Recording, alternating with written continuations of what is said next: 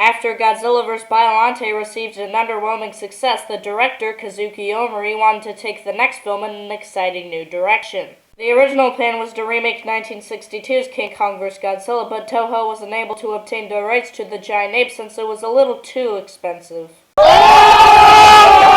So instead, Toho decided to use a monster they had the rights to, King Ghidorah. Despite the name and basic appearance, King Ghidorah would be changed in many ways. For example, its space origins were changed into tiny genetically engineered creatures called Ghidorahs that were mutated by a hydrogen bomb test. But the point was, another Godzilla movie was getting made, and this one would feature the Big G's three-headed foe. This is my review of 1991's Godzilla vs. King Ghidorah. Like I mentioned before, the original plan was to remake King Kong vs. Godzilla, but another idea was considered featuring a monster named Emperor Ghidorah. Emperor Ghidorah would be distinguished from the Heisei Ghidorah because it would obtain the space origins and be larger in size. But the idea was scrapped probably because one of the staff members didn't like the space origin idea.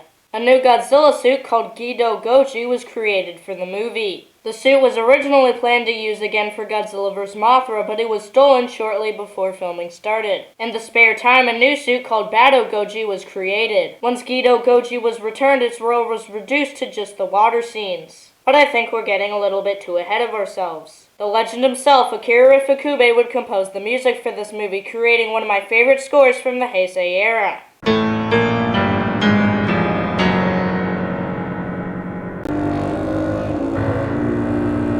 Kenpachiro Satsuma would return to play Godzilla, making this his third time in a row. Anyway, on to the movie. The movie begins as we see a UFO flying over Tokyo, and many people watch in unbelief below. Now I'm starting to wonder if the Zillions were originally in this movie. We are then introduced to our protagonist, Kenpachiro Terazawa, and he's asked if he can write up a story about the mysterious UFO. But he prefers non-fiction, and he wants to write a story about a guy who claims he's seen real dinosaurs. The military then follow the UFO, which is now landed. A bright beam of light transport the controllers of the UFO down to the ground, and they reveal themselves as time travelers, or as fans like to call them, Futurians.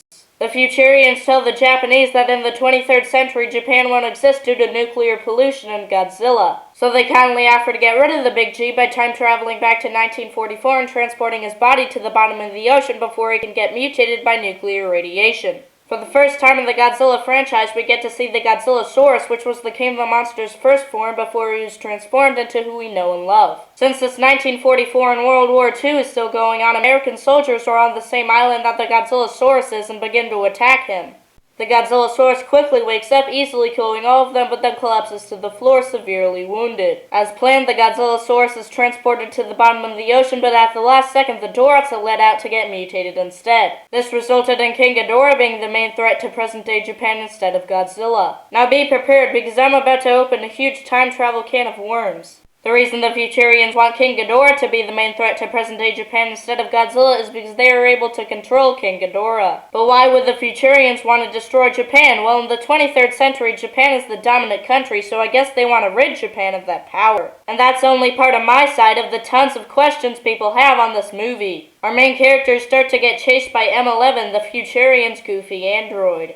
If you've seen this movie before, you probably already figured out that M11 is nothing more than a T-1000 ripoff. Heck, they even look the same.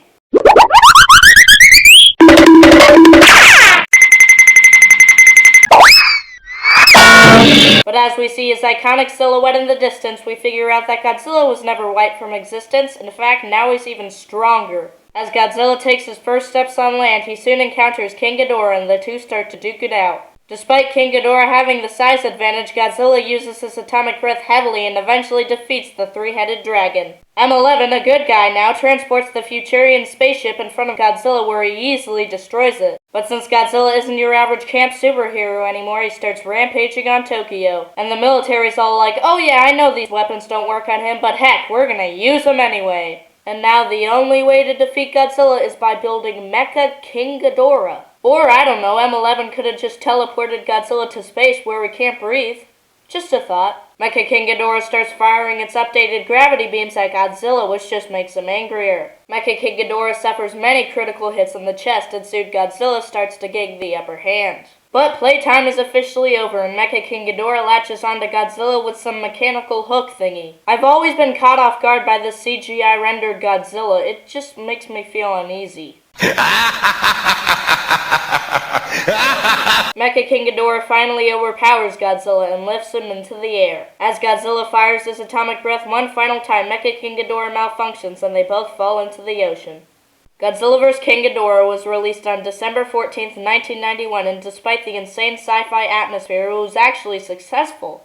The strategy of bringing back old Showa monsters had worked. Godzilla had made a comeback. Besides the movie being successful, over the years Mecha King Ghidorah has become a popular character itself. So for the next Godzilla movie, Tomoyuki Tanaka decided to use the same strategy. Next up is my review on 1992's Godzilla vs. Mothra, or its Americanized name Godzilla and Mothra, The Battle for Earth. Sorry, King Kong, I guess it just wasn't your day.